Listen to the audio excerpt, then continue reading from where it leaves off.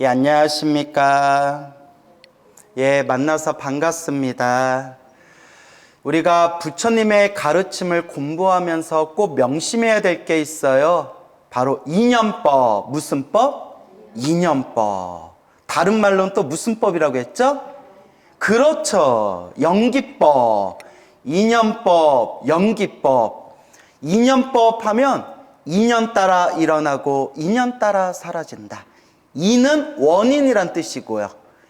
연은 조건이란 뜻이에요. 환경, 조건.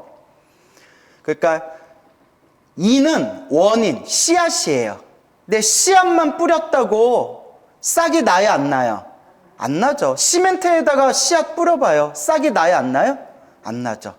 또 흙에다가 씨앗을 뿌려도 물도 주지 않고 햇볕도 쐬지 않고 하면 싹이 나고 잎이 나고 열매가 열리겠어요, 안 열리겠어요? 안 열리죠. 씨앗의 결과, 열매가 맺으려면, 결과가 생기려면, 그러니까 원인의 결과가 생기고 씨앗에서 열매를 맺으려면 조건이 생겨야 돼요. 조건. 그래서 땅이 있어야 되고 흙이 있어야 되고 공기가 있어야 되고 물이 있어야 되고 햇볕이 있어야 되고, 그래서 모든 것이 원인과 조건 따라서 일어나고 사라진다 해서 인연법이라고 부르는 거예요. 무슨 법? 인연법. 그 다른 말로 연기법. 조건 따라 일어나고 조건 따라 사라진다. 그 조건에 의해서 수많은 결과들이 생기고 수많은 결과들이 또 다른 원인이 돼서 그 원인들이 또 다른 조건을 만나 또 다른 결과를 만들어내고, 모든 것이 조건 따라 일어나고 조건 따라 사라진다. 근데 이제 연기법 하면 사람들이 조금 단어를, 용어를 어렵게 생각해서 우리 귀에 익숙한 무슨 법이란 표현을 많이 쓴다? 인연법이란 표현을 많이 써요. 인연법. 모든 게 인연 따라 일어나고 인연 따라 사라진다. 근데 누가 지은 인연이에요? 내가 지은 인연이에요. 그래서 우리는 항상 부처님이 늘 말씀하신 대로 좋은 인연을 심도록 노력해야 된다. 무슨 인연? 좋은 인연. 항상 좋은 인연을 심도록 노력해야 된다. 그래서 이 좋은 인연, 그리고 나쁜 인연, 좋은 인연이건 나쁜 인연이건 내가 지은 그 업의 인연들. 그래서 우리가 이 인연법이라는 것을 항상 마음에 되새겨야 됩니다.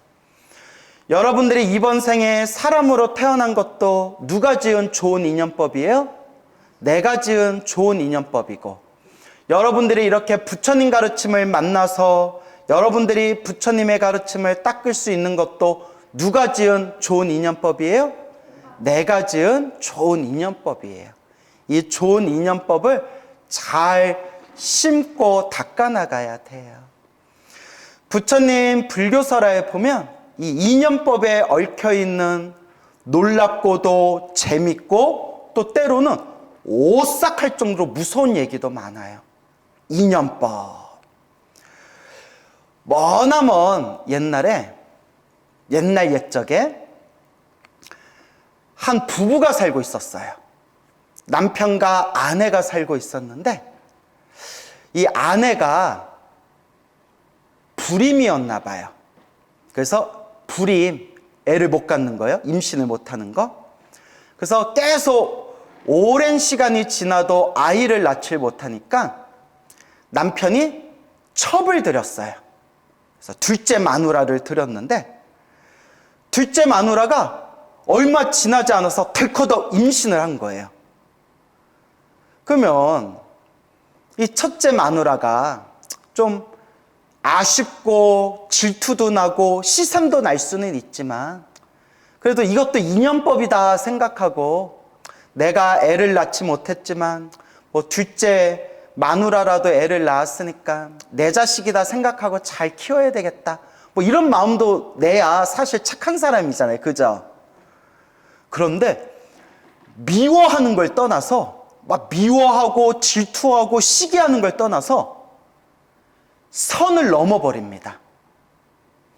나중에 저 아이가 애를 낳는데 아들을 낳고 저 아이가 크고 남편의 유산을 저 아이가 다 유산을 받게 되고, 그러면 나는 뒷방으로 밀려나고, 저 둘째 마누라가 정실이 돼가지고 원래 첫째 마누라였던 나를 쫓아낼 수도 있겠구나.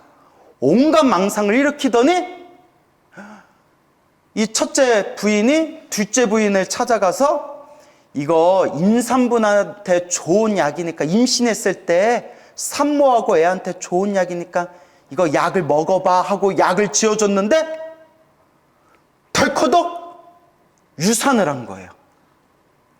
그 약이 낙태약이었다는 거예요. 보세요, 왜 이렇게 오버하세요? 왜 이렇게 오버해요? 예? 막 이러시네? 예? 예. 아, 끔찍하죠? 예. 아, 너무 오버하신다. 예. 너무 못돼서. 아, 그런 사람들 많잖아요. 뉴스 보면 입에 담을 수도 없는 이상한 사건들 많잖아요. 그래서 이제 둘째 마누라는 유산을 했지만, 첫째 부인이 자기한테 낙태하는 약을 지어줬다는 것을, 애가 유산하는 약을 지어줬다는 것을 상상조차 못한 거예요. 설마 그렇게까지 못된 사람이겠거니 생각조차 못한 거예요. 앞에서는 아유 우리 둘째 하니까. 그러니까 이제 또 둘째 부인이 자궁이 되게 건강한 여인이었나 봐요. 얼마 안 돼서 또 둘째를 또 가졌어요. 둘째를 또 가졌는데 또 첫째 부인이 약을 지어줬는데 그 약을 먹고 또 뭐 했어요? 애를 유산해버린 거예요. 못됐다. 못됐죠? 그리고 얼마 지나지 않아서 세 번째 애도 나왔는데 이제 세 번째 애를 가졌는데 산모도 이제 많이 두 번이나 유산을 한 상태라서 체력이 많이 쇠약해진 상태였어요. 근데 이제 첫째, 둘째를 유산하고 나서 세 번째 애를 가지게 되니까 되게 조심스러운 거예요. 근데 아니나 다를까 또 첫째 부인이 와서 약을 지어주는데 먹어요, 안 먹어요? 당연히 느낌이 이상하잖아요. 둘째 부인이 느낌이 세가지고 안 먹었대요. 안 먹겠다고. 가만히 첫째 부인이 몇 개월 동안 지켜보니까 애를 유산하지 않거든요. 옳거니 내 약을 먹지를 않는구나. 그리고 첫째 부인이 둘째 부인 방에 가서 내가 왜 지어준 약을 안 먹어? 나를 의심하는 거야? 하고 약을 억지로 먹였대요. 막 약을 억지로 먹이니까 둘째 부인이 뭐 배는 부르고 뭐 꽉꽉꽉꽉꽉 이렇게 목구멍으로 약이 흘러 들어갔을 거 아니에요? 그 약을 먹고 아니나 다를까 막 하혈을 하는 거예요. 그때서야 저 첫째 부인이 내 첫 번째 아이도 두 번째 아이도 유산을 시킨 원흉이었구나. 그리고 세 번째 아이도 유산을 해버리는데 산모도 이제 목숨이 위급한 거예요. 점점 시야가 흐려지면서 내가 살 날이 얼마 남지 않았구나. 저 첫째 부인이 내 아이 셋을 내 품속에 나의 아이들 셋을 다 죽이고 나마저도 내 목숨마저도 앗아가는구나. 내 영원토록 너를 용서하지 않고 복수하리라 외치면서 그 둘째 부인이 첫째 아이, 둘째 아이, 셋째 아이를 다 유산하고 그 둘째 부인마저도 숨이 끊겨서 죽습니다. 야, 이쯤 되면 거의 공포 영화 수준이에요. 그때 남편도 이상하다는 것을 직감하고는 둘째 부인의 장례식을 끝내고 나서 첫째 부인을 가둬놓고 막 신문을 합니다. 나 아무래도 이상하다. 네가 한 짓이지. 첫째 부인이 결국은 이실직고를 합니다. 미안해요, 여보. 내가 질투에 눈이 멀어가지고 내가 그런 짓을 저질렀어요. 남편이 너무 화가 나가지고 그 첫째 부인을 막 때리다가 첫째 부인이 결국 맞아 죽었어요. 예. 그러니까 남자가 막 때리다가 세게 때렸나 봐요. 참 슬프죠. 둘 다 슬퍼요. 둘 다 슬퍼. 물론 나쁘기는 첫째 부인이 못된 거고. 그렇게 두 명의 부인이 죽었잖아요. 첫째 부인은 암탉으로 태어났대요. 뭘로? 암탉, 닭으로 태어났대요. 전생에 통닭을 좋아했나 봐요. 너 오늘부터 통닭 먹지 말아야지. 네, 웃자간 말이에요. 네, 또.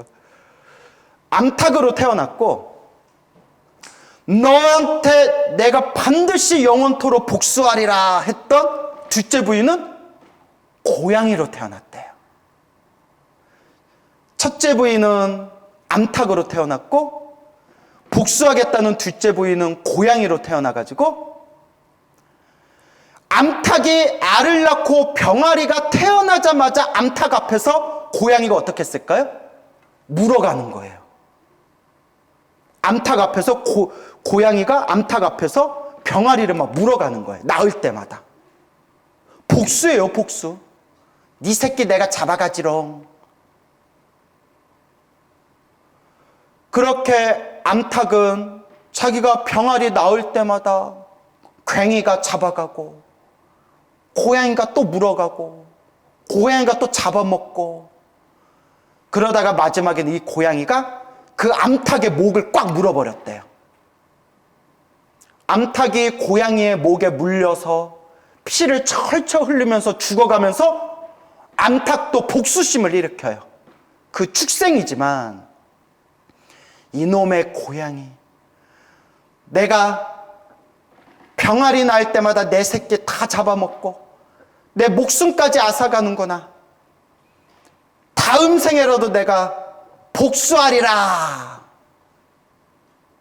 그렇게 암탉이 고양이의 이빨에 목이 물려가지고 죽게 됩니다. 이야기의 흐름이 이해 가시죠? 누가 첫째고 누가 둘째야? 벌써부터 헷갈리면 안 돼요? 아직 더 있어요? 벌써 헷갈리죠 지금? 아니에요? 첫째 부인이 죽어서 암탉으로 태어나고 둘째 부인이 죽어서 고양이로 태어나서 고양이가 암탉한테 복수했죠. 그 죽어가던 암탉이 다음 생에 맹수로 태어나게 됩니다. 왜?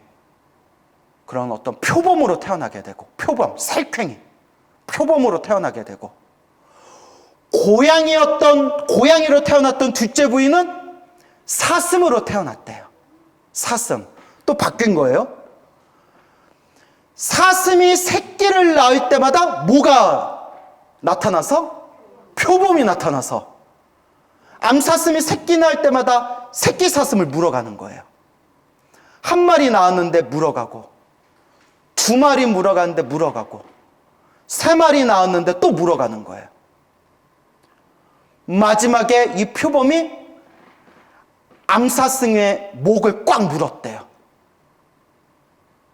암사슴이 또 피를 철철 흐르면서 죽어가면서 이놈의 나쁜 이 표범 새끼, 내가 다음 생에라도 너한테 반드시 복수하리라 하면서 또 이제 죽은 거예요. 자, 이어서 이제 헷갈려요, 안 헷갈려요? 헷갈리죠? 안 헷갈려요? 예. 자, 예? 적었어요. 맞아요. 아우, 지혜로워라.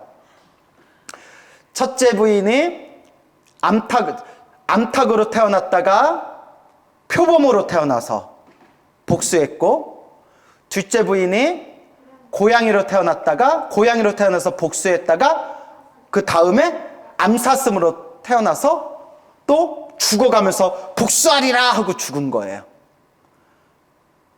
그리고 그 표범이었던 첫째 부인은 이제 내가 헷갈린다. 첫째 부인가? 내가 헷갈린다. 표범으로 태어났었던 그 첫째 부인은 이제 사람, 여인으로 태어납니다. 여자로 태어나고 고양이에서 암사슴으로 태어났던 그 둘째 부인은 복수하리라 하면서 죽어서 사람을 잡아먹는 귀신, 나찰녀로 태어납니다. 나찰. 따라해보세요. 나찰. 사람을 잡아먹는 남자 귀신을 야차라고 부르고요. 야차. 들어보셨죠? 여자 귀신을 나찰이라고 불러요. 나찰. 그러니까 이 여인으로, 첫째 부인은 다시 여인으로 태어났고 둘째 부인은 다시 나찰로 태어났는데 이제 또 복수가 펼쳐지는 거예요. 여인이 결혼해서 애를 낳을 때마다 누가 찾아오는 거예요? 귀신, 나찰이 찾아와서 애를 잡아먹는 거예요. 어휴, 이거 전문 용어로 뭐라고 하죠? 징글징글하다. 아, 이게 지금 몇 번째야 지금. 아우, 징글징글하다 진짜. 이게 끊기지가 않아요. 첫 번째 애를 낳았는데 귀신이 찾아와서 애를 잡아먹고, 둘째가 태어났는데도 귀신이 나타나서 애를 잡아먹었대요. 드디어 셋째를 낳았는데 귀신이 나타나면 안 되는데 한데 뭐가 또 나타났어요? 나찰이 나타났어요. 네 새끼 잡아먹으러 왔지롱. 그래서 그 여인이 자기가 낳은 셋째를 품에 안고 도망을 갑니다. 안 돼. 더 이상 내 애를 뺏길 수는 없어. 도망을 가요. 애 낳고 얼마 되지도 않았는데, 미역국도 못 먹었는데, 산후조리원도 못 갔는데 도망을 가요. 이걸 우리가 뭐라고 하죠? 여자는 약하지만 누구는 강하다? 엄마는 강해요. 그래서 이제 애를 안고 도망가는데 뒤에서 누가 쫓아와요? 나찰이 쫓아오는 거야. 내 다리 내놔라. 내 다리 내놔라. 내 다리가 아니라 뭐예요? 네 새끼 내놔라. 네 새끼 내놔라. 내가 잡아먹을 거다. 여기서 중요한 게 있어요. 이미 다음 생 새로 태어났기 때문에 전생을 기억해요, 못해요? 전생 기억 못. 여러분도 전생 기억 못 하잖아요. 전생을 기억을 못 하니까 자기네들도 서로 왜 이렇게 잡아먹히는지 알아요, 몰라요? 모르는 거예요. 자기들이 지은 업의 인연과 죽기 전에, 죽으면서 내가 너한테 다음 생에 복수할 거야. 그 업의 인연으로 서로 이런 짓을 벌이는 거예요. 서로 왜 서로 미워하고 왜 내 새끼만 잡아먹는지 서로 모르는 거예요. 이게 중생의 비극이에요. 너와 나의 전생의 업의 인연이 뭐였는지 우리가 서로 모른 채 서로에게 상처를 주면서 사는 거예요. 참 무섭죠. 네 새끼 내놔라 하다가 이 여인이 자기의 아이를 품에 안고 도망가다 이야, 이 불교설화에는 나오지 않지만 그래도 과거 전생에 한 가닥 성근이 있었던 거예요. 한 가닥 전생에 지었던 성근이 있었기 때문에 그 성근이 무슨 성근인지는 불교설에 안 나오지만 이건 분명히 전생에 성근이 있었기 때문에 만나게 된 거예요. 뭐냐? 하필이면 도망갔는데 어느 쪽으로 도망갔다? 부처님이 머무르고 계시는 사원으로 도망간 거예요. 하필이면 뭐 절벽으로 가다 떨어질 수도 있고, 숲으로 가다가 악귀한테 잡힐 수도 있고, 강물 속으로 뛰어들어서 물에 빠져서 죽을 수도 있었을 텐데 하필이면 그때 어느 쪽으로 도망갔어요? 부처님이 계신 사원으로 도망간 거예요. 왜 그때 하필이면 그 한 끗 차이로 부처님이 계신 곳으로 도망갔을까? 이게 성근이에요. 그렇게 부처님이 계신 사원으로 후다다다다다 도망가서 부처님이 계신 사원으로 들어갔더니 때마침 부처님께서 수많은 불자들 앞에서 법문을 하고 계시는 거예요. 그때서야 부처님이 계시는구나. 그때서야 정신 차리고 부처님 앞에 가서 부처님 발 아래 엎드리고, 부처님 우리 애 좀 살려주세요. 차라리 제가 죽어도 좋습니다. 우리 애 좀 살려주시오 하고 있었을 때 쫓아오던 그 귀신이 그 애를 안고 도망가던 여인을 쫓아서 사원 안으로 들어가려고 했는데 악귀가 사원 안으로 들어갈까요? 못 들어갈까요? 못 들어가요. 누가 딱 막았을까요? 그렇죠. 사천왕. 4대 천왕. 사천왕들이 딱 막아서면서 어딜 화쉐라빨 어디 악귀가 이 신성한 도량을 확 그냥 눈가를 뽑아서 먹물에 쪽 빨아버리려 이렇게 그래서 쓰리쓰리 마 쓰리쓰리 사마 그만큼 무섭다는 걸 표현하려고 그런 거예요. 예. 나 욕 못해요. 나 봐요. 얼마나 순진하게 생겼어요. 나 욕 못해요. 예. 4대 천왕들이 딱 막아서면서 어디 악한 귀신이 이 부처님 청정한 도량에 들어오려고 하느냐 하고 딱 막아서니까 나찰이 아무리 악귀지만 어떻게 하늘세계 신들을 이기겠어요. 호법신장들을. 그러니까 여러분들도 만약 귀신 만나면 어디로 오세요? 절로 가세요. 가까운 절로 가세요. 뭐 어쩔 줄, 귀신이 어쩔 줄 몰라고 있을 때 참 불교설의 경전에 이런 표현이 나와요. 부처님은 모든 걸 다 아시고 모든 걸 다 꿰뚫어 보신다. 그때 부처님께서 오늘 저 두 중생이 오늘 이 자리에서 서로의 업보를 풀 수 있는 오늘이 바로 시절 인연이구나 라는 걸 꿰뚫어 보시고 부처님께서 신통의 목소리로 저 부처님의 사원 법당 앞을 지키고 있는 4대 천왕들에게 그 나찰귀를 안으로 들여보내거라 라고 부처님이 신통의 목소리로 말씀하십니다. 그래서 사천왕이 딱 그 부처님 명령대로 나찰귀를 딱 법당 안으로 들여보내는데 나찰귀가 법당 안에 딱 들어오니까 누가 무서워하면서 덜덜덜덜 떨어요? 그 애를 안고 있는 여인이 덜덜덜 떠는 거예요. 부처님 어떡해요? 여기까지 쫓아왔나 봐요. 부처님 우리 애 좀 살려주세요. 부처님께서 고요한 목소리로 자비로운 목소리로 그 여인의 마음을 쓰다듬어 주면서 말씀하십니다. 두려워하지 말아라. 여인이여 두려워하지 말아라. 부처님의 자비로운 목소리에 여인은 안정을 되찾고 그 나찰귀조차도 감히 부처님 앞에서 감히 횡포를 저지르지 못하고 그 악한 마음을 일으키지 못하고 부처님 발 아래 무릎을 꿇고 부처님 발 아래 고개를 숙입니다. 부처님께서 애를 안고 있는 여인과 그 나찰 악귀를 나란히 부처님 앞에 나란히 앉힌 뒤에 부처님께서 이와 같이 말씀하십니다. 원한으로 갚아서는 안 되느니라. 복수로서 그 복수를 하려고 해서는 안 되느니라 하면서 그대들은 둘이 얽히고 얽힌 삼생 과거 전생의 삼생의 일을 아는가 하면서 부처님께서 그 둘의 과거 전생 이야기를 들려주십니다. 부처님은 다 알고 계시니까.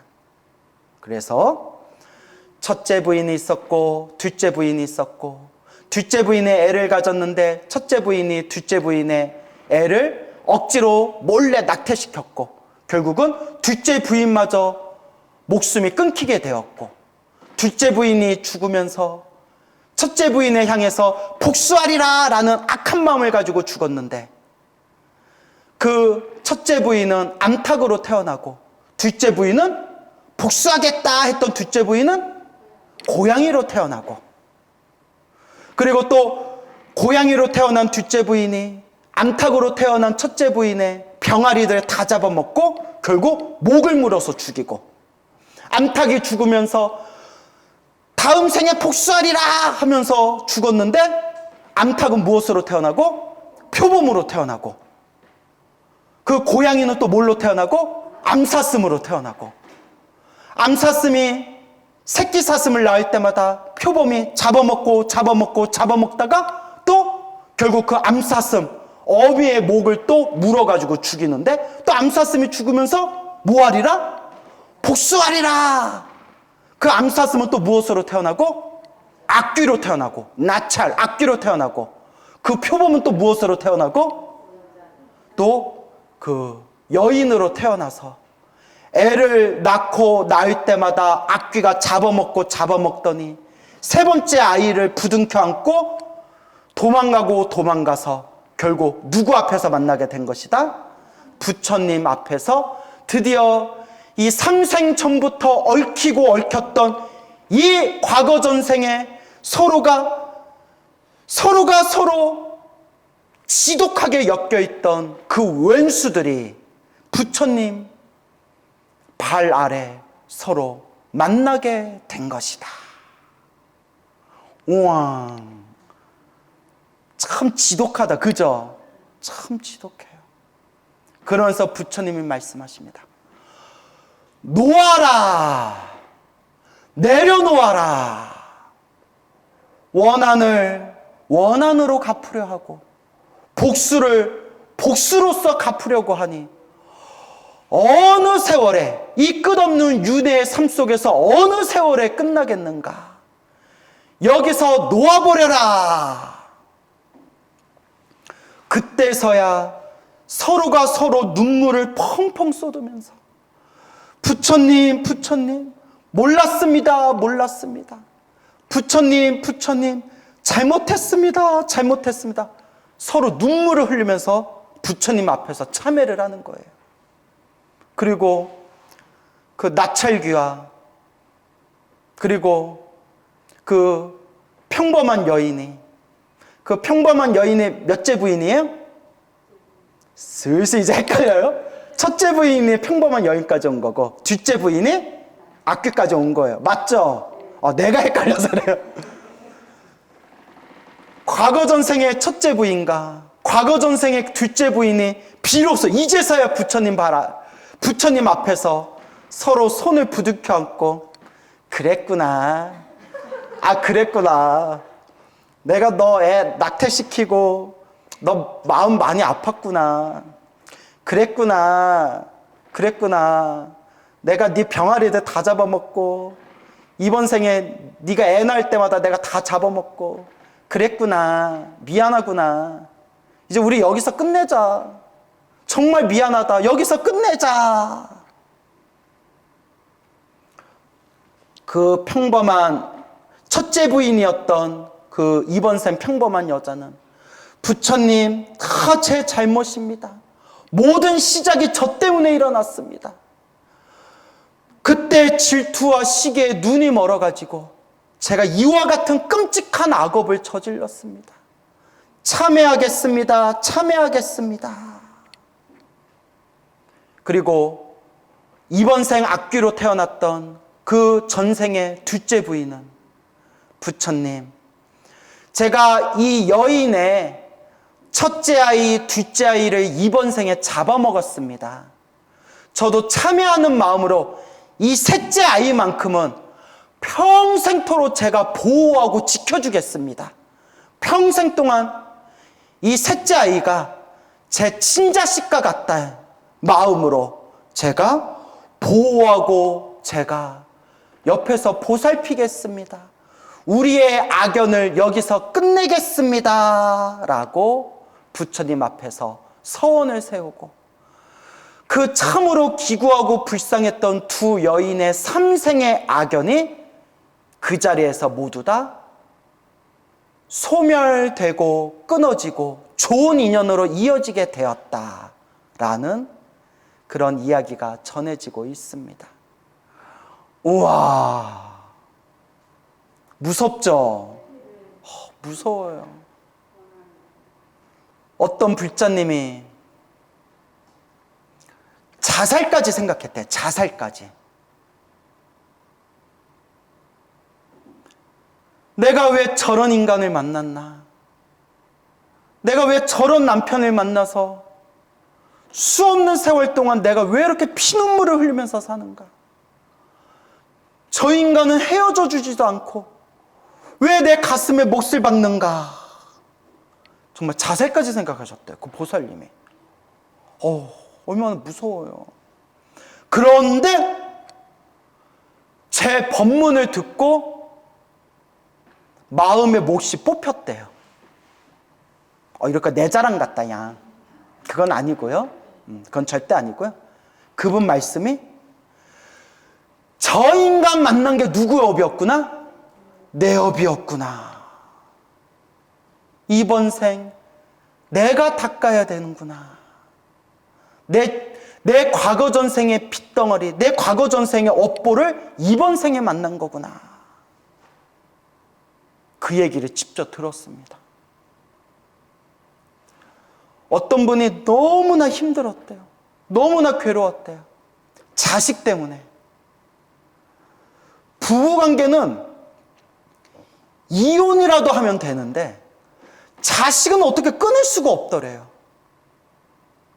정말 저 자식이 왜 이러나, 저 새끼가 왜 이러나, 내 새끼지만 해도 너무하는구나. 그러다가 인과업보 법문을 듣고 광우 스님이 항상 이야기하기를 전생에 가장 큰 빚쟁이가 누구로 태어난다고 하더니 자식으로 태어난다고 하더니 내 전생의 빚덩어리가 내 뱃속에서 내 자식으로 태어난 거였구나. 그리고 우리 자식과 이 나쁜 업의 인연이 빨리 끊어지게 해주세요. 제 아들이 바르고 행복한 길을 가게 해주세요. 간절하게 기도를 올리면서 마음 공부를 많이 하셨다고 합니다. 그래서 제가 뭐라고 했냐면, 맞습니다. 그게 불교입니다. 그게 지혜입니다. 불교를 모르는 사람들은 힘들고 괴롭고 답답할 때 툭 하면 남 탓을 하고 세상 탓을 하지만, 불교 공부를 제대로 하면 남을 탓하는 마음이 어떻게 된다? 점점 남 탓하는 마음이 사라진다. 불교 수행을 제대로 하면 남을 원망하는 마음이 점점 사라져요. 이런 인연을 만난 것 자체가 누가 지은 업의 인연이구나? 내가 지은 업의 인연이구나. 물론 우리는 아직 중생이라서 머리로는 다 알지만 마음으로는 화낼 때도 있고 짜증낼 때도 있고 신경질 날 때도 있죠. 하지만 수행을 하면 할수록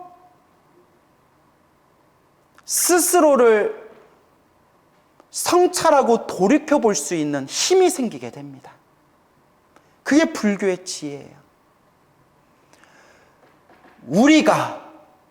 내가 시작 없는 과거 전생에서부터 지금까지 살아오면서 태어나고 죽고 태어나고 죽음을 반복하면서 얼마나 많은 업보를 지어왔을까? 얼마나 많은 업의 인연을 지어왔을까? 좋은 인연도 있었을 것이고 나쁜 인연도 있었을 것이고, 하지만 부처님 가르침을 만나기 전에는 남 탓을 하고 세상 탓을 했지만 부처님 가르침을 공부하니 다 누가 지은 업의 인연이더라? 내가 지은 업의 인연끼리 만나더라. 결국 누가 닦아야 된다? 내가 닦아야 된다. 이게 불교의 지혜입니다. 그 악귀에게 도망가던 여인이 그래도 한 가닥 성근이 있어서 어느 쪽으로 도망갔다고 했어요? 부처님 계신 대로. 자기 그냥 아무 생각 없이 그냥 어떻게든 귀신을 피하려고 도망갔는데 눈앞에 딱 부처님이 계신 사원이 나타난 거예요. 그러니까 무언가 성근이 있었기 때문에 부처님을 만날 수 있는 그 공덕을 꽃피우게 된 거예요. 그 악한 귀신에게 쫓기는 것은 내가 지은 나쁜 업의 인연이었고, 쫓기고 쫓기다가 부처님을 마주치게 된 것은 살아오면서 그나마 내가 지었던 착한 선업의 인연이 있었기 때문에 부처님을 만나게 되고 부처님 앞에서 그 악귀와의 모든 악한 악업의 악연을 끊게 된 거예요. 그렇다면 여러분들은 얼마나 복이 많습니까? 시대가 혼탁하고 부처님의 법이 쇠퇴하는 이 시대에 아무리 부처님 좋은 법을 전해줘도 소 귀의 경읽기처럼 그냥 흘려버리고, 심지어는 정말 전생에 성근이 있어서 이번 생 부처님 법을 만났는데도 엉터리로 믿는 사람들이 있어요. 요새 그런 사람들 엄청 많잖아요. 부처님 법을 만났는데도 사이비절에 다니고 사이비 스승 밑에서 공부하고. 내가 할 말 많아요. 근데 지금 대놓고 말을 못하겠어요. 끌려갈까봐. 나중에 개인적으로 말씀드릴게요. 막 사이비 스승 만나고, 그리고 심지어는 부처님 경전에 나온 대로 믿고 수행하지 않고 자기 멋대로 해석해버리는 거예요. 부처님 법을 완전히 왜곡시켜버려요.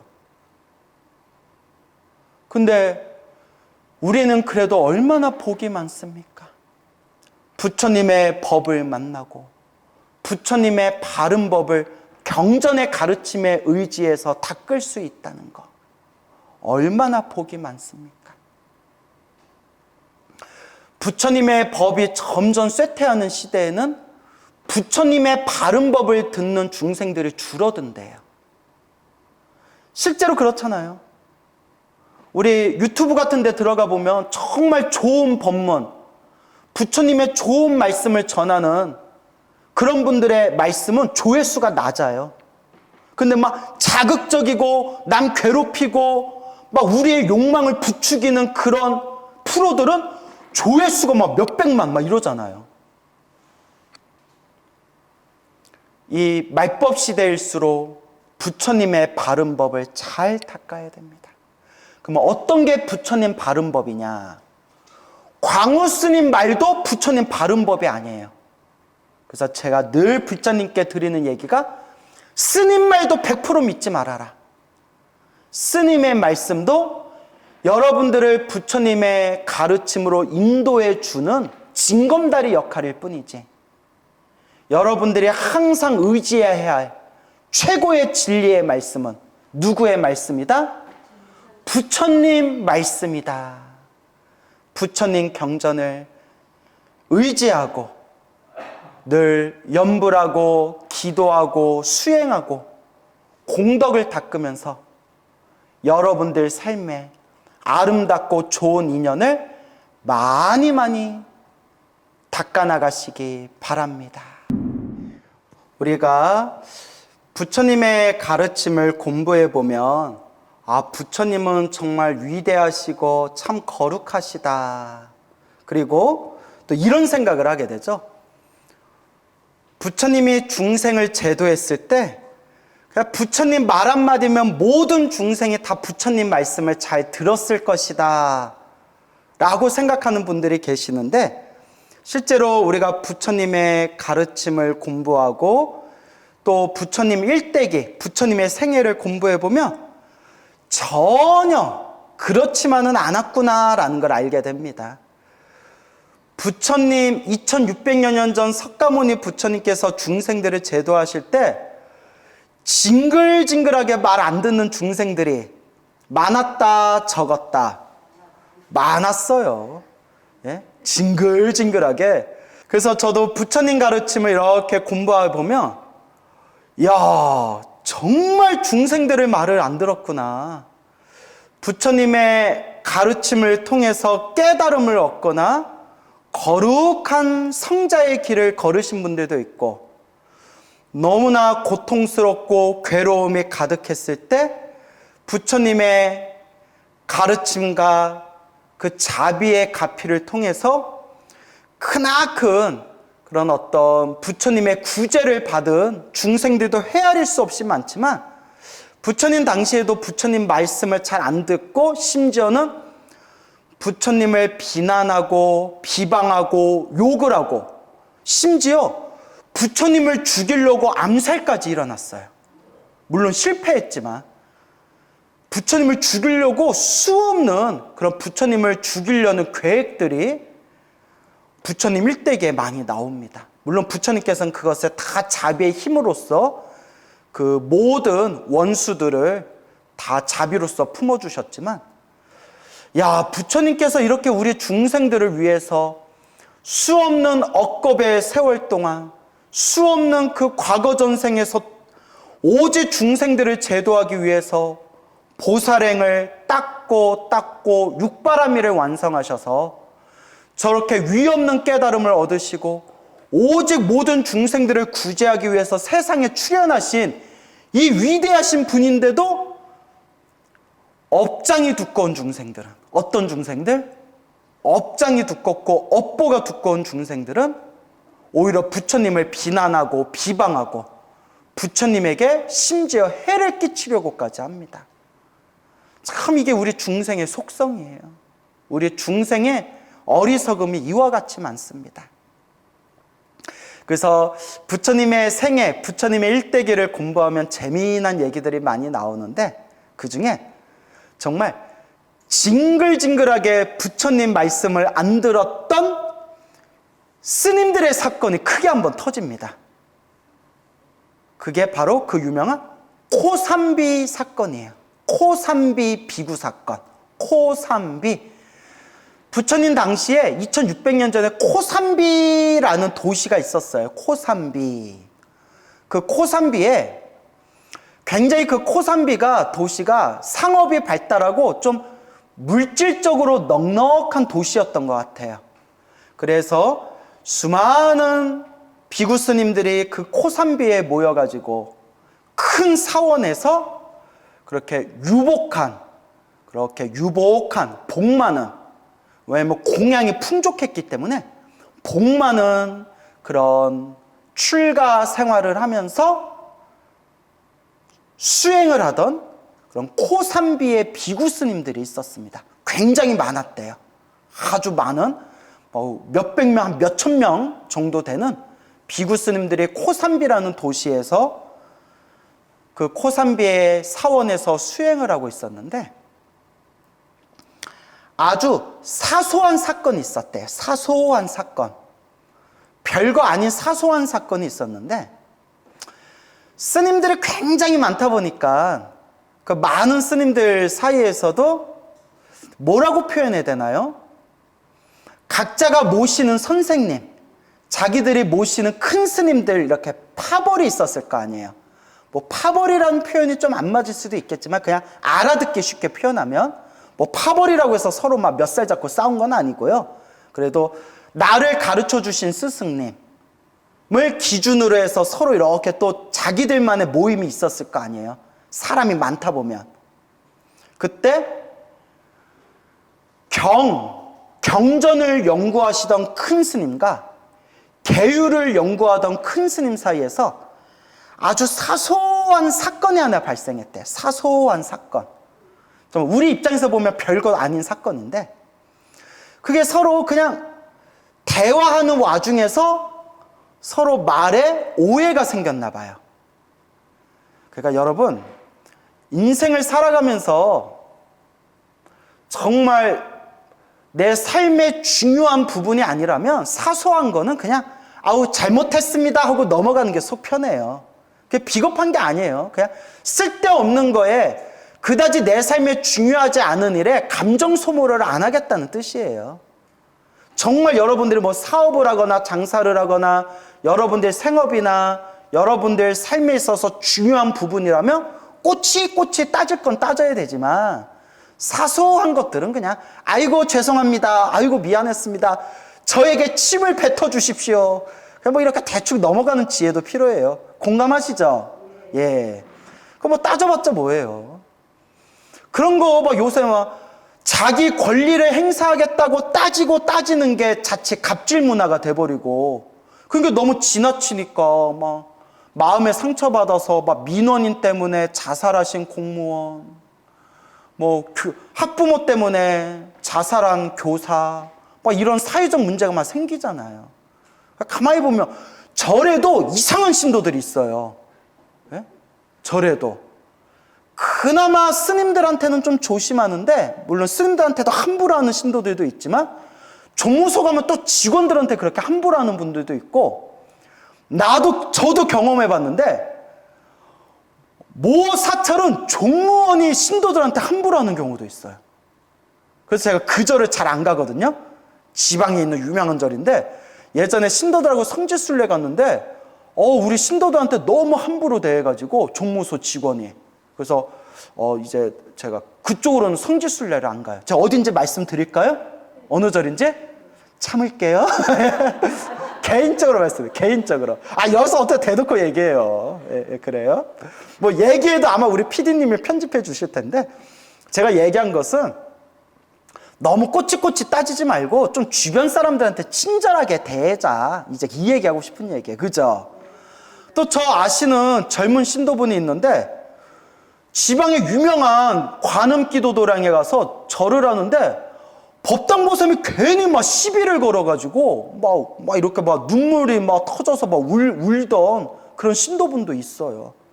그러니까 절에 계신 분들 중에서 이상한 분들 많은데, 제가 막 이런 종교에 대한 어떤 이야기를 이렇게 뭐 목사님이나 신부님들하고 이야기하다 보면 목사님이 다 들으시더니 저한테 집중해 주신 얘기예요. 역시 불교는 참 자비롭네요. 저희들은 그 정도는 꺼리에도 못 들어갑니다. 교회 다닌 분들이 굉장히 좀 날카로운 데가 있대요. 그래서 자기도 전도사, 목사 되기 전에 전도사 생활했을 때 정말 상처를 많이 받았는데, 그분이 당신이 상처받았던 얘기 몇 가지 해주는데, 와, 너무 심했다.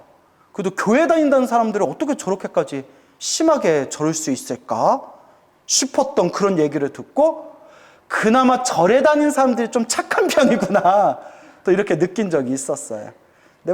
근데 또 그런 인연을 만난 것도 누구 업이에요?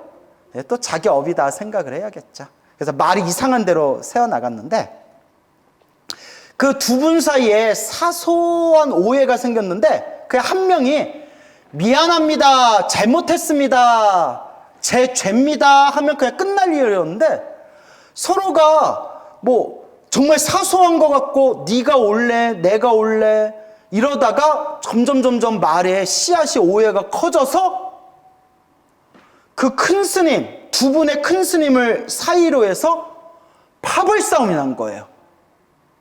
비구 스님들끼리. 너네 쪽이 잘못했잖아. 웃기네, 니네 쪽이 잘못했잖아. 별거 아닌 게 막 커져버린 거예요. 나중에 이게 무슨 싸움이 돼버려요?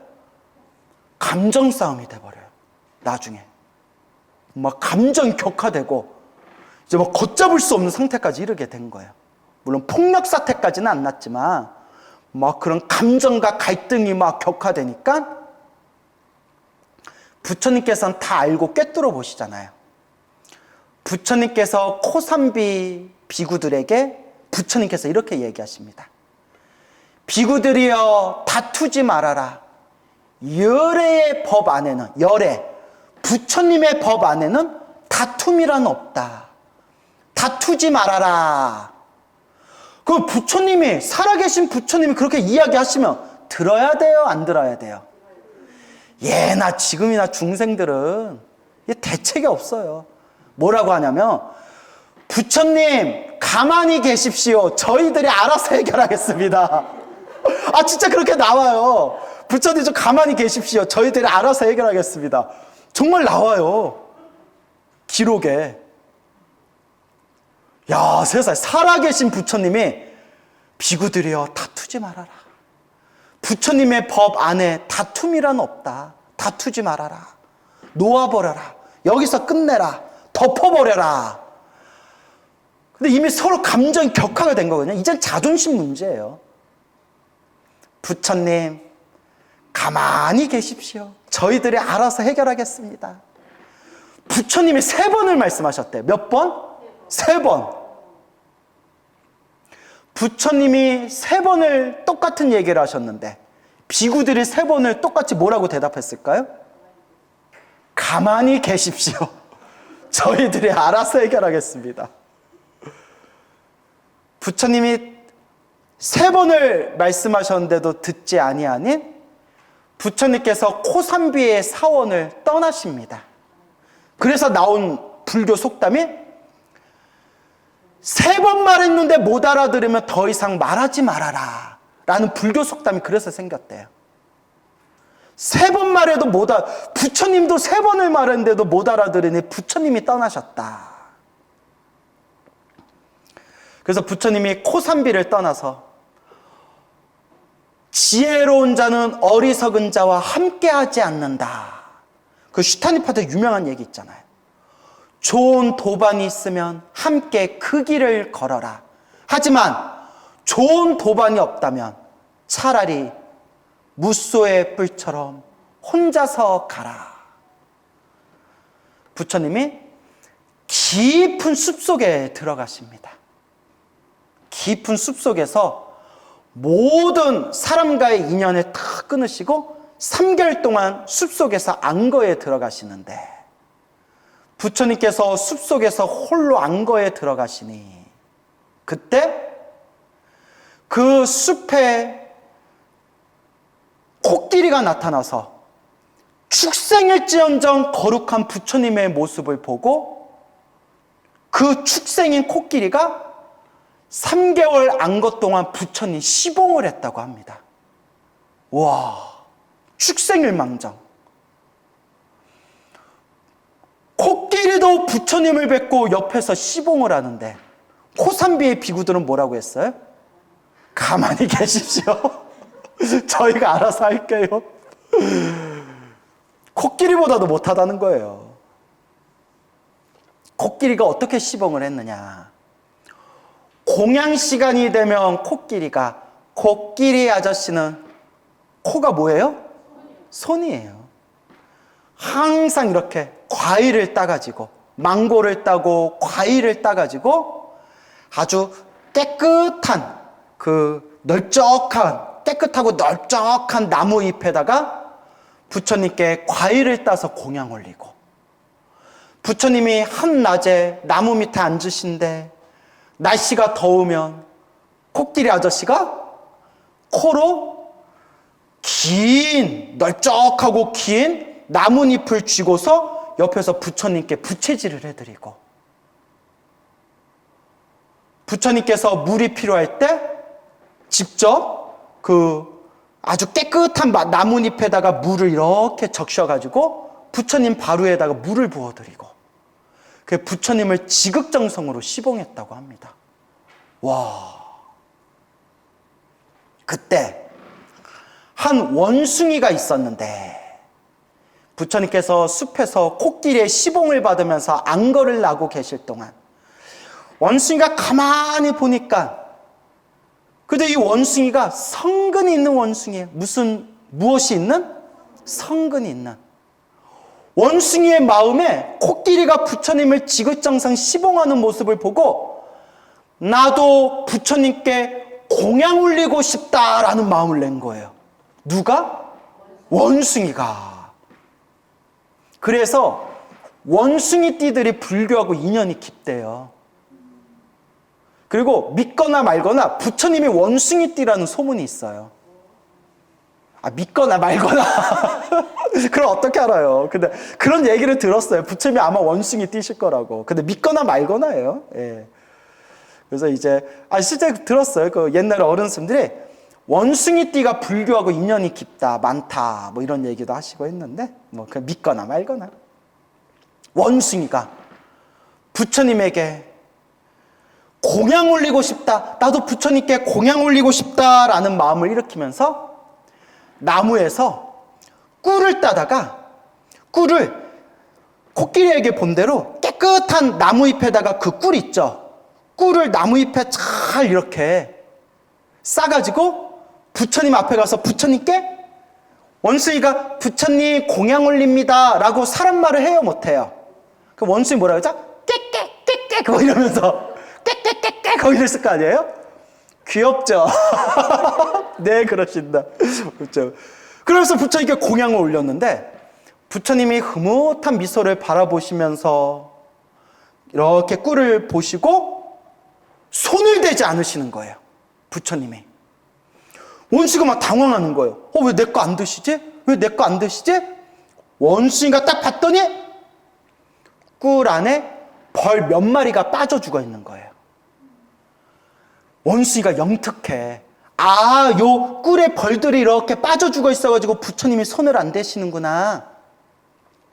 원숭이가 나뭇가지를 이용해서 그 꿀에 이렇게 떨어져 있는 벌들을 건져가지고 다시 부처님께 공양 올립니다. 그때서야 부처님께서 흐뭇하게 바라보시면서 부처님께서 환한 미소로 그 바리대에 그 꿀을 담아서 물에 섞어서 맛나게 드십니다. 야, 2600여 년 전 공기가 맑고 깨끗할 때 천연 꿀이잖아요. 그러니 얼마나 영양가가 가득했겠어요. 지금 꿀은 잘못 먹으면 당뇨 걸린대요. 근데 옛날 그 완전 천연 꿀, 정말 좋은 꿀은 물에 섞어서 진하게 한 컵만 먹어도 하루 동안 배가 안 고프대요. 예. 그래서 우리가 기분이 안 좋을 때 단 거를 먹으면 기분이 좋다고 하잖아요. 그러니까 기분이 안 좋을 때 우리가 기분이 뭐하다고 표현하죠? 왜 이렇게 꿀꿀하냐? 기분이 나쁠 때 왜 이렇게 꿀꿀하냐? 지금 내 몸이 뭘 필요로 한다? 꿀을 필요로 한다 라는 뜻이래요. 어디 가서 얘기하지 마세요. 꿀꿀하다 야. 자, 이제 웃자고 한 말이고, 부처님이 바리대에 꿀을 맛나게 드신 뒤에 원숭이가 너무 좋아가지고 펄쩍펄쩍 뛰었대요. 펄쩍펄쩍 뛰고 나무 위에 올라가서 깨깨거리면서 노래 부르고 춤추면서 막 기쁨을 표현하다가 에구구구 어떡해, 발광을 하다가 나무에서 떨어져 죽었대요. 부처님한테 꿀 올리고 너무 기뻐서 춤추다가 나무에서 떨어져 죽어버린 거예요. 그런데 여기서 끝나면 돼요, 안 돼요? 안 되죠. 부처님의 말씀은, 부처님의 가르침은, 부처님께서 설하신 모든 불교설화는 항상 마무리가 훈훈해요. 뭐가 훈훈하다? 마무리가 훈훈해요.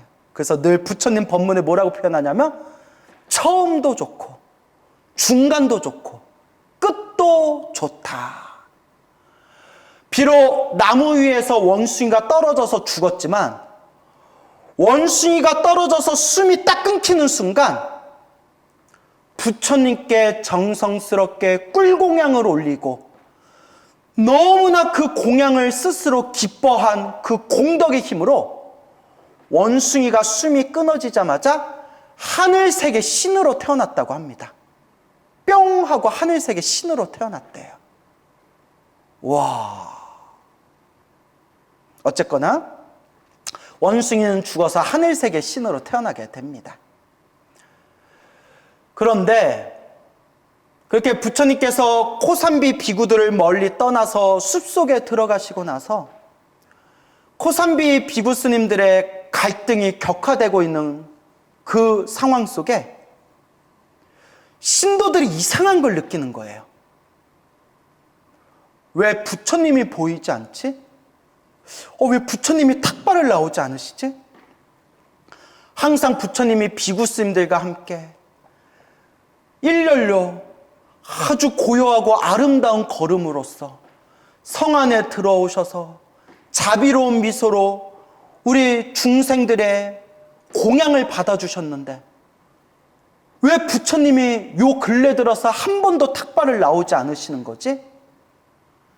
신도들이 수소문을 하고 관찰을 하고 살펴본 결과 부처님께서 코삼비 비구들에게 실망을 느끼시고 코삼비의 사원을 벗어나 멀리 어딘가로 떠나셨다라는 걸 신도들이 알게 됩니다. 화가 나겠어요, 안 나겠어요? 화가 나죠. 신도들이 아니 어떻게 된 게, 아니 어떻게 부처님의 제자라는 저 비구 스님들이 도대체 어떻게 살았길래 부처님이 실망해서 사원을 떠나시냐고. 걷잡을 수 없는 분노와 섭섭함과 실망을 느낀 모든 코산비의 신도들이 다음과 같이 결의합니다.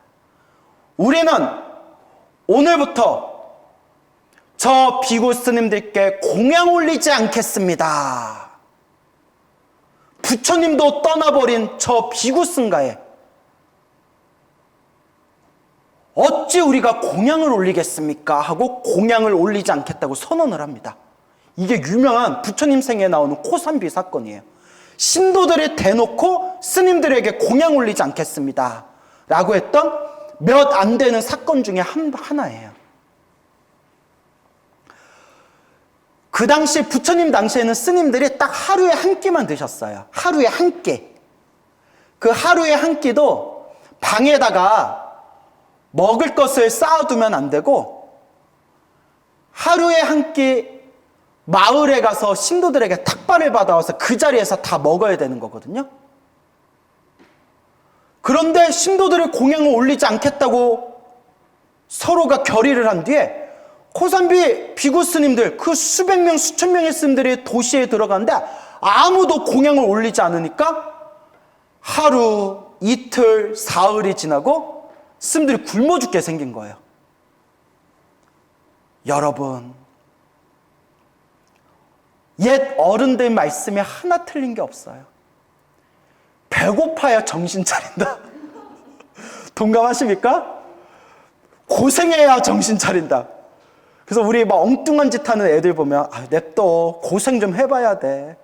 야, 냅둬, 아직 배가 부른가 보지. 이런 표현 쓰죠. 드디어 코산비 스님들이 반성을 해요. 배가 고프니까. 야, 이러다 우리 굶어 죽겠다. 야, 부처님 모셔오자. 야, 빨리 부처님 모셔와, 이씨. 어디 계셔? 하면서 난리가 난 거예요.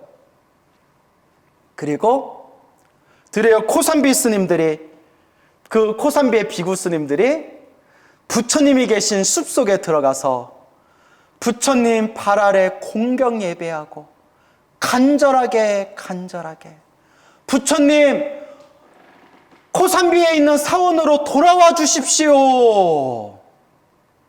부처님은 멀리 떨어져 계셔도 다 알고 다 꿰뚫어 보시거든요. 그 부처님이 뭐라고 하셨게요? 내 이럴 줄 알았다. 내 이럴 줄 알았어. 니들 하는 꼬라지 보니까 내 이럴 줄 알았거든. 물론 이제 저처럼 쌍스럽게 얘기하지는 않았겠지만 부처님이 이미 다 알고 계시더라. 부처님이 가셨을까요? 안 가셨을까요? 안 가셨습니다. 왜냐? 튕기는 맛이 있어야 되거든요. 한 번 정도는 튕겨야죠.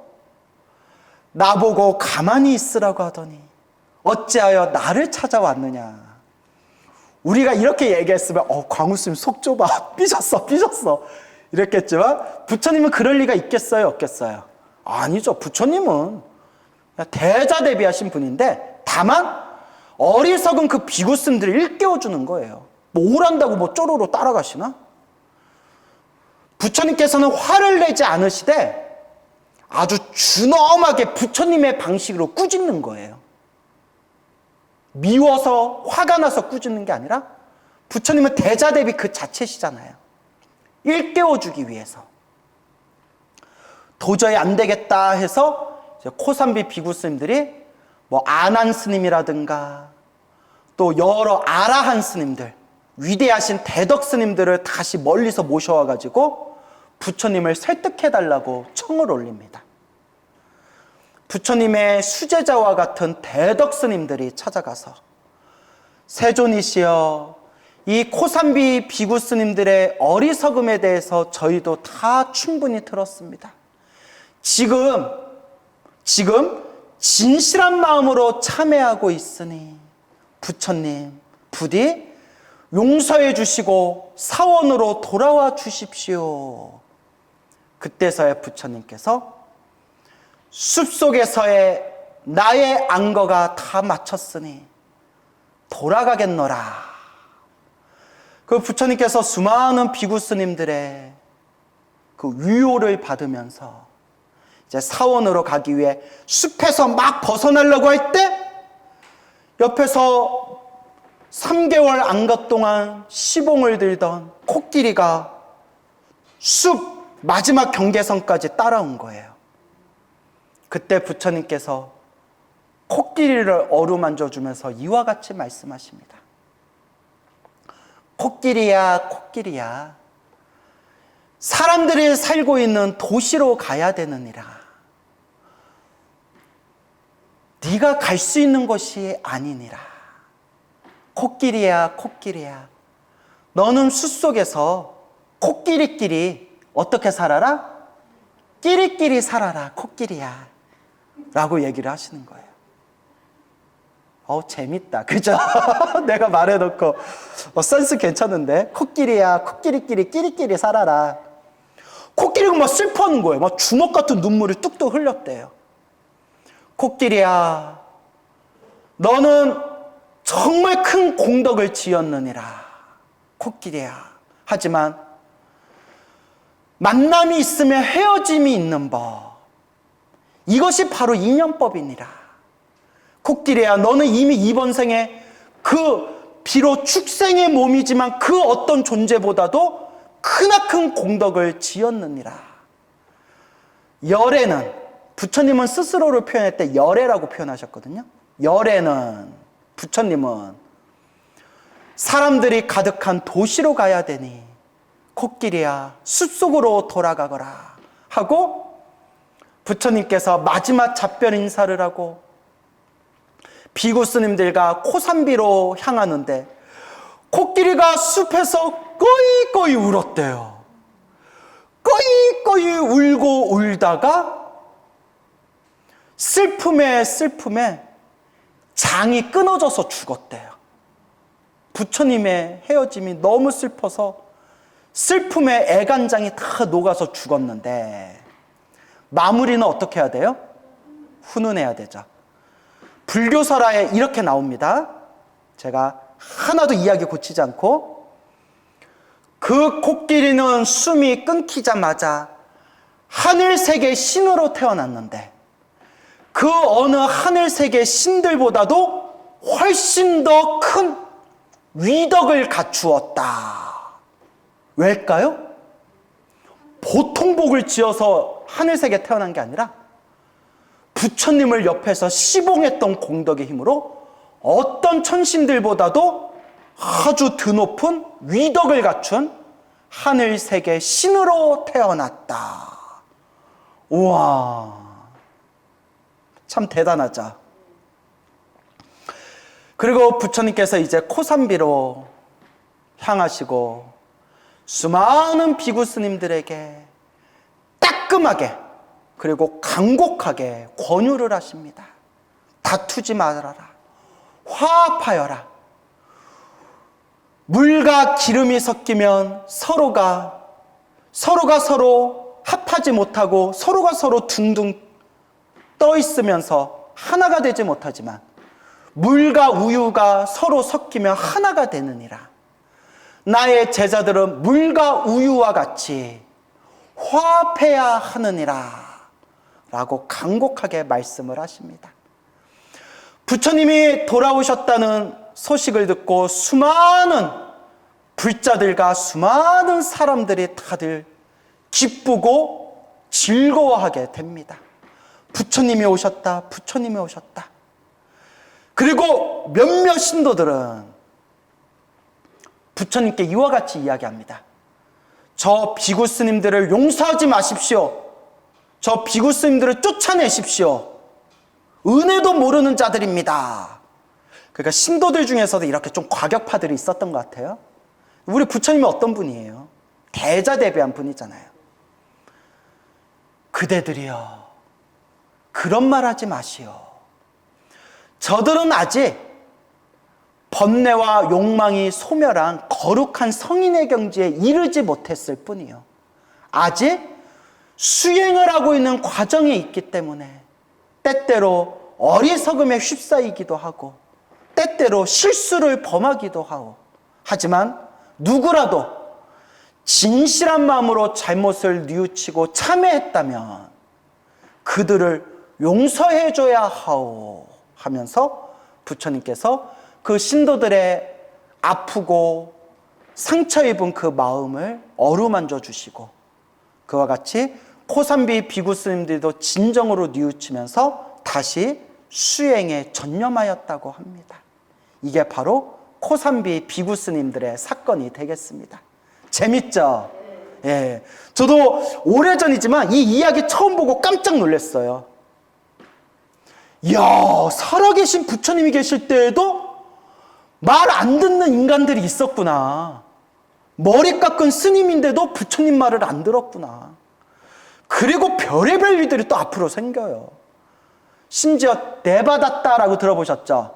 예, 법화경에서는 재받아이다라고 나오고, 그리고 다른 경전에서는 조달이라고 나오고, 그리고 우리 저기 원어로는 대받았다라는 인물이 있는데, 그이는 부처님께 반역을 해요. 스님인데도 부처님께 반역을 하고, 심지어는 부처님을 몇 번이나 암살하려고 그렇게 이제 부처님을 괴롭히는, 그래서 살아있는 채 땅이 쪼개져 가지고 무간지옥에 떨어졌대요. 그래서 부처님 일대기에 나오는 살아있는 상태에서 무간지옥에 떨어지는 몇몇 사람 중에 한 명이 바로 대바다따예요. 그런데 법화경의 위대함이 뭐냐? 제바다이다품에 보면 저 살아있는 채 지옥에 떨어진 저 대바다따도 미래 세상 성불하게 될 것이다 라고 수기를 내려주는 게 바로 묘법연화경, 법화경이에요. 여러분 다 보셨죠? 또 분위기가 묘해지는데 와준 것만도 고마워. 다 보셨는데 아마 쑥스러워서 얘기 안 하셨나 봐요. 아시겠죠? 그래서 예나 지금이나 중생들 사는 모습은 비슷하구나. 더더구나 지금은 살아계신 부처님조차 없는 시대잖아요. 말 그대로 부처님의 법이 쇠퇴하는 말법 시대잖아요. 그 우리 중생은 기본적으로 탐욕과 성냄과 어리석음이 강해요. 기본적으로. 그래서 자꾸 닦는 수밖에 없어요. 그래서 여러분, 종교인들도 평생 종교에 귀의하고 종교를 믿는 종교인들도 완전하지가 못해요. 부처님이 아까 하신 말씀, 아직 번뇌와 욕망이 소멸한 거룩한 성인의 경지에 들어가지 못했기 때문에 어리석음에 휩싸일 때도 있고, 또한 본의 아니게 저렇게 실수할 때도 있습니다. 그래서 우리는 자꾸 닦는 수밖에 없어요. 뭐 하는 수밖에 없다? 닦는 수밖에 없다. 그래서 여러분, 절에 다니다 보면 별의별 이상한 것을 보게 되고 듣게 돼요. 근데 진정한 불자라면 남을 볼 필요가 없더라고요. 저도 처음에 출가할 때, 제가 출가할 때 제가 생각하던 모습과 실제 출가하고 난 뒤에 펼쳐진 상황들이 너무 달라가지고 막 당황하고 방황할 때도 있었거든요. 근데 이미 부처님하고 큰 스님들이 다 답을 말씀해 주셨어요. 니나 잘해라. 무섭죠? 나 이 말씀이 그렇게 무섭더라고요. 니나 잘해라. 그렇기 때문에 굳이 남 볼 필요 있다 없다. 누구만 의지하면 돼요? 부처님. 우리에겐 부처님의 가르침의 보물, 팔만대장경, 부처님의 법문이 있잖아요. 부처님만 믿고 닦으면 됩니다.